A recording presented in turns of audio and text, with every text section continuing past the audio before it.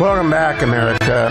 Dr. Michael Oren was the ambassador of Israel to the United States. He is now a fellow at the Wilson Center, but I find him in Israel today. Dr. Oren, welcome back. That's good news for the Wilson Center. Rob Lutwak, I don't know if he's there anymore, but was my friend for years. Jane Harmon, I think, is retired as well. Who's running the Wilson Center now? Yeah. Ambassador Mark Green. Oh, very good. Oh, very good. Well, congratulations on that. But I rather than just talk about the Wilson Center, will you explain what the heck's going on in Syria? Because I've read a lot of different things. I saw a lot of horrific pictures and stories, but I don't know what to believe. What's going on in Syria, Hugh, is what inevitable was going to happen in Syria. All right, Syria, a country created by the French to serve French interests, cobbled together all these different ethnicities that didn't get along.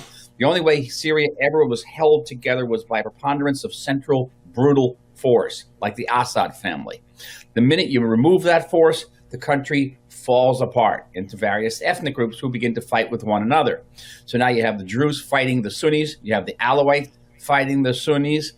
And, you know, from our perspective, I think it's in Israel's interest, it's in the interest of the Middle East and America, that Syria breaks up into little states that can't threaten their neighbors, because ever since Syria came into being, it did nothing but threaten its neighbors, and Israel's not the only one. And this was inevitable because the guys who ousted Assad and his army aren't going to be the same type of rulers that Assad was. They just don't have it.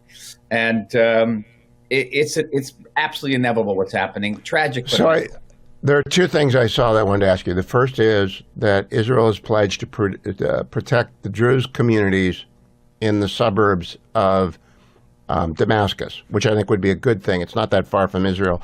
And the second, which I can't believe, is that the new government agreed with the Kurds that the Kurds could run their own place. Is that Turkey does not like the Kurds? I can't imagine that happening. I don't know. Go figure what's going on in Syria in that way. It's gonna break apart unless somebody emerges and says, as Assad did. He and his father said the same thing. You are a Syrian. You have your load of me. If not, I'm going to kill you. And that's how Syria was held together. So what about the Druze and the Israelis for whom there is a special relationship? Special relationship, we'll do our best to defend them. They're in Damascus. It's not as if they're adjacent to us. There's some areas that are closer to us.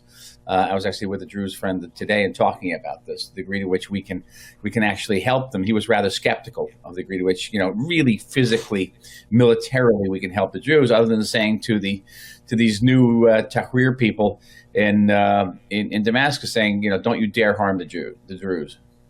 Okay, now moving down south to Gaza. Our new special envoy on hostage affairs may have gotten carried away with himself. I think that's what, without embarrassing him, Team Rubio is trying to say, is that he embarrassed us and we're sorry. Is that how you understand it? I do. I think they're already walking it back. Yesterday was a delicate day because, the last thing anybody needs right now is an open altercation between Israel and the Trump administration. We've been working hand in glove and really making a big impact on the Middle East by not showing daylight to our common enemies. And what happened in the last couple of days was daylight, very blinding daylight. And it generally not just Israelis. People in the administration were disturbed by the reports of direct talks between the United States and Hamas, which is a tremendous victory for Hamas. You can't imagine what a victory that is. And the question is, did the United States get anything back for it? I mean, did Hamas have to give anything in order for that recognition? And there are many other things that were said about, Hamas being nice guys and Hamas willing to lay it down its arms, and left a lot of us scratching our heads. I'll tell you something, probably the worst criticism I could have is that it reminded me of President Obama in 2010. Right. I can't say anything worse about somebody. No, that's it. All right. Let me ask you about a story that I covered on a special report on Friday night when I was in D.C. for one night before I got sick. I noticed that a B-52 flew a special mission with an Israeli F-35 and an Israeli F-15. Yep. That told me a lot. What did it tell you? It told me that there's a military option on the table and that it's real. and which is a very important message.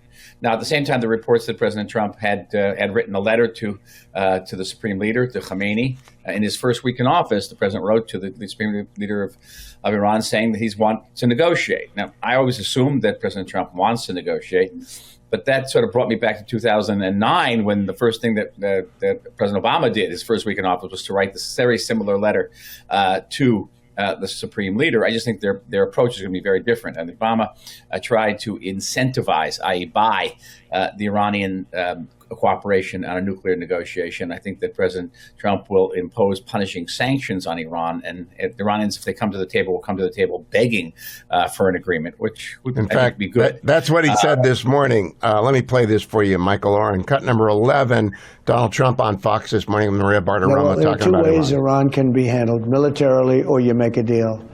I would prefer to make a deal because I'm not looking to hurt Iran.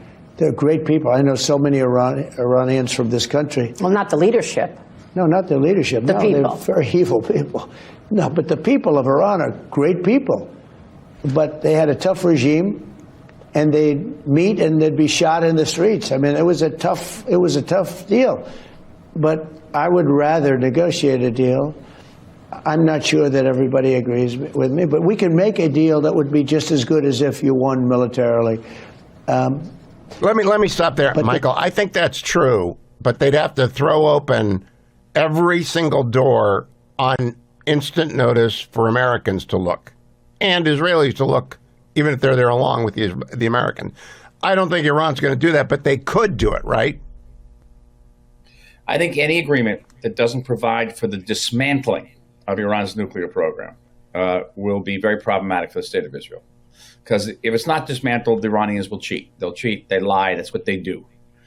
And you may buy some time with that, but you're only going to be buying time. You have to have a verified dismantling of the nuclear program.